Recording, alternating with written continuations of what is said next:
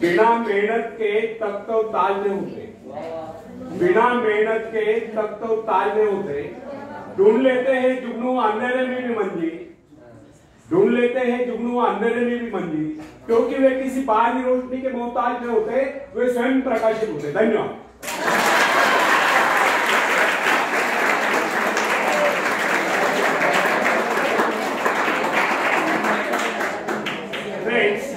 एक व्यक्ति है जिसके शरीर में स्वच्छ रक्त का संचार हो रहा है, जिसके चौड़े कंधे हैं, सुंदर मजबूत 2 हाथ है, जिसका वजन भी अच्छा है, जो सभी अंगों से युक्त तथा शरीर से चुस्त मस्त है।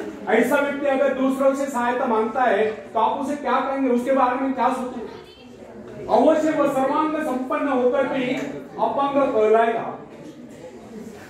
आप ऐसे अपंग मत बनिए, आप सामर्थ्यवान बनकर दिखाए, आप ऐसे बनकर दिखाए कि लोग आपसे सहायता पाने की चेष्टा करें।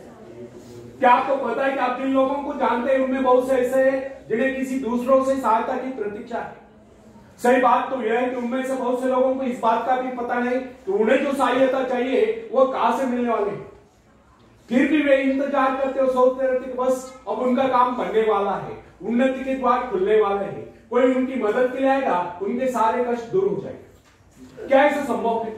वास्तव में कोई किसी की सहायता करता है? ऐसे सोचने वालों ने अपने गिरेबान में झांक कर देखना चाहिए, क्या उन्होंने किसी दूसरों की कितनी सहायता की, उन्होंने आज तक किसकी कितनी मदद की है? क्या कोई ऐसा व्यक्ति है जो कहे कि उन्होंने उसे सहायता की थी इसलिए वो आज उन्नति की चोटी पर है? फ्रेंड्स, यदि आपने या उन्होंने किसी दूसरों की सहायता नहीं की तो फिर किसी दूसरों से सहायता की प्रतीक्षा क्यों? ऐसे लोग केवल अपने भूल के कारण आगे बढ़ने से रुक जाते हैं।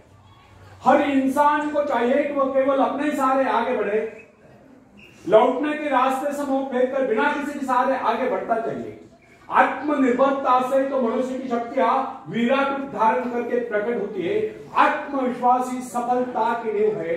इसी आत्मविश्वास के सहारे हम दूसरों की सहायता करने में सफल हो सकते हैं। एक बहुत बड़े प्रबंधक एडमिनिस्ट्रेटर का कहना है, मैं अपने बेटे को ऐसी कंपनी में नियुक्त करना चाहता हूं जहां उसे कठिनाइयों का सामना करना पड़े, क्योंकि इससे उसकी सहन शक्ति और कुशलता विकसित होगी। यदि मैं उसे अपने कंपनी में रखूंगा तो वो मेरे भरोसे बैठा रहेगा, हर निर्णय के लिए वो मेरा मुंह ताकता रहेगा, उसमें ठहरे हुए पानी की तरह सड़ान उत्पन्न होगी।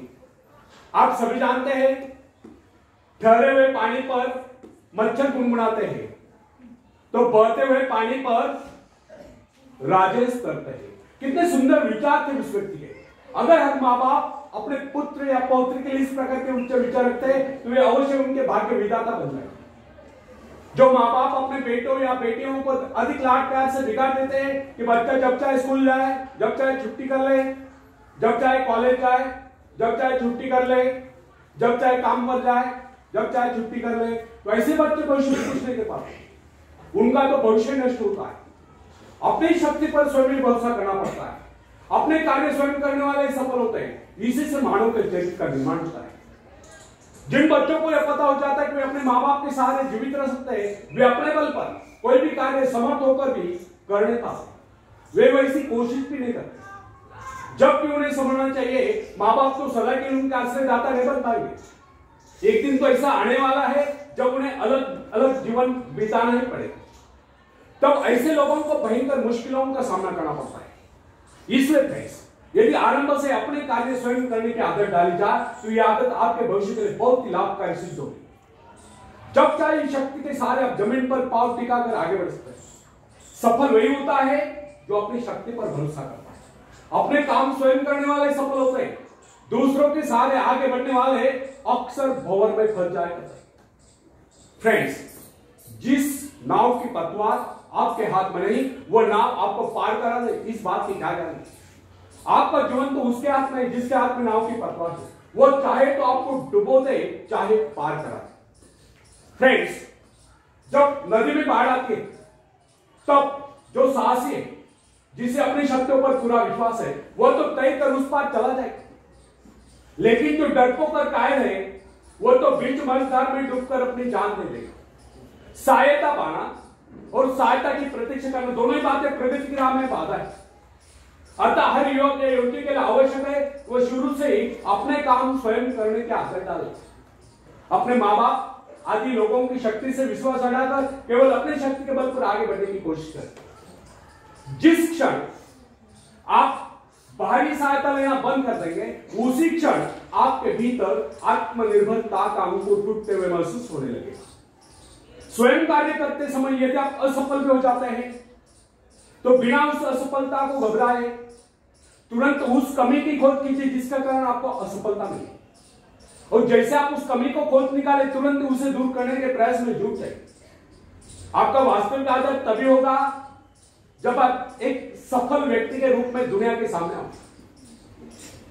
मगर यदि आप एक व्यक्ति के बाद दूसरे व्यक्ति का आगे हाथ फैलना शुरू कर देंगे तो लोग आपको ममता या भिखारी देंगे।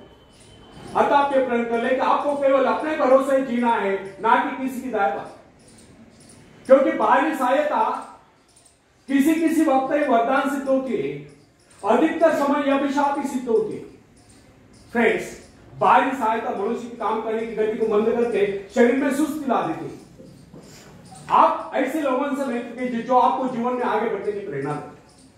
कुछ लोग एक बाजू एक पाव वाले होते हैं, फिर भी वे अपनी लगन अपनी मेहनत से अपनी जीविका चलाते हैं, फिर तो आप तो हट्टे कट्टे फिर आगे बढ़ने की कोशिश आप क्यों नहीं कर सकते। मैं एक ऐसे व्यक्ति को जानता हूं जिसका एक पैर किसी रेल दुर्घटना में कट गया था। उसने कभी किसी से भिक्षा नहीं मांगी, किसी दान लेना गवारा नहीं किया, यहां तक कि अपने बहन भाई का भी उसने कभी सहारा नहीं किया। उसने एक छोटा सा धंधा फुटपाथ पर आरंभ किया। शुरू में वो न्यूज़पेपर बेचने लगा, 2 पैसे बचाकर उसने वजन तौलने की मशीन खरीदी, उस पर अपना पेट पालने लगा। आज वही व्यक्ति उसी फुटपाथ के किनारे एक बहुमंजिला बिल्डिंग में न्यूज़पेपर स्टॉल लगाकर बैठा है, साथ में जेरॉक्स सेंटर भी खोल रखा है। सुना है आजकल वो मोबाइल शॉपिंग भी चल रहा है।